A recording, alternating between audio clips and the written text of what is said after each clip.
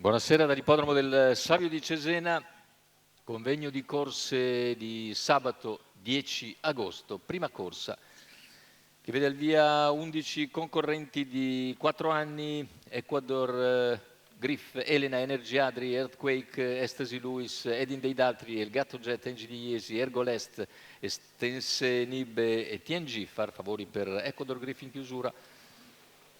Macchina che accelera, partiti in questo momento con tentativo esterno di Ecstasy Lewis di assumere l'iniziativa. In poche battute Ecstasy Lewis si avvantaggia, deve ancora convergere e lo fa in 100 metri, si getta però di galoppo all'imbocco della piegata. Così al comando Numero rimane 5, Ecstasy Lewis, squalificato. Earthquake in vantaggio e subisce subito l'attacco di Edin dei Daltri, che in 300 metri è leader. Quindi Edin dei Daltri in vantaggio al completamento dei 400 iniziali. In seconda posizione Earthquake, poi Ecuador Griff, Elena, via via tutti gli altri, con la risalita esterna ora anche di Etienne Giffar, che però viene anticipato. E all'esterno muove a questo punto Ecuador Griff, che dopo 600 metri cerca l'aggancio con il leader Edin dei Daltri, che è sempre seguito da Earthquake. Intanto cavalli davanti alle tribune con leader Edin dei Daltri, ora ci prova all'attacco Ecuador Griff, a contatto si mantiene Earthquake.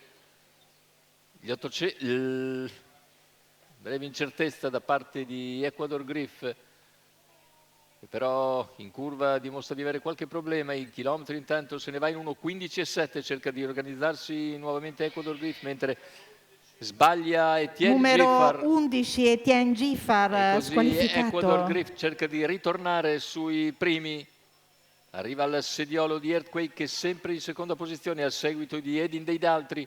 Edin dei Daltri in vantaggio sulla curva finale. Ecuador Griff fatica in curva e quindi ha problemi notevoli nel cercare di mantenere l'andatura. Ingresso in retta d'arrivo con Edin dei Daltri in vantaggio, sta Earthquake, ma Edin dei Daltri fa buona guardia e nel finale allunga per vincere autorevolmente nei confronti di Earthquake. Terzo posto per Elena, 1:15,7 il ragguaglio conclusivo, 36 a chiudere dopo un 32 di penultimo quarto. E bel primo piano per Edin dei Daltri, che dopo alcuni piazzamenti di buon livello oggi ottiene finalmente la vittoria.